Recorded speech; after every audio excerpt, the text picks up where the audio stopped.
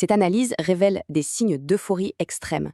C'est souvent le précurseur d'une grosse correction du marché. Clairement, ce n'est pas un marché sain. Alors regardons de plus près le premier grand signal d'alarme. Le plus gros danger, il vient de la frénésie spéculative sur les actions les plus risquées. Des actions à presque rien avec des scores parfaits? Ça veut dire que les initiés vendent en masse. Et ce volume pour Heidi Vivis, énorme.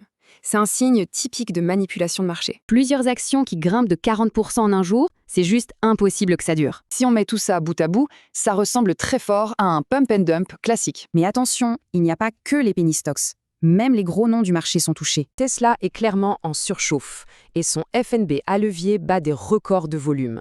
C'est de la pure spéculation. Donc pour résumer, tous ces signaux pointent vers la même chose, un sommet de marché. Alors, que se passe-t-il vraiment? Ce n'est pas une vraie hausse. Les gros joueurs sont en train de vendre. C'est la règle à retenir.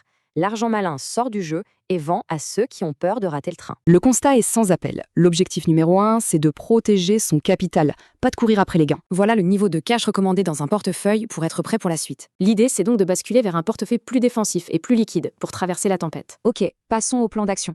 Concrètement, qu'est-ce qu'on fait? C'est 4 étapes. C'est une feuille de route pour naviguer sur ce marché en toute sécurité. Première chose, on liquide tout de suite les positions qui sentent le pump and dump. Ensuite, on protège les gains et on réinvestit ce capital dans des valeurs défensives et solides. Le plus probable, c'est une correction technique. L'occasion d'acheter de la qualité à bon prix. La question est de savoir qui restera sur le carreau. L'important, c'est de protéger son capital.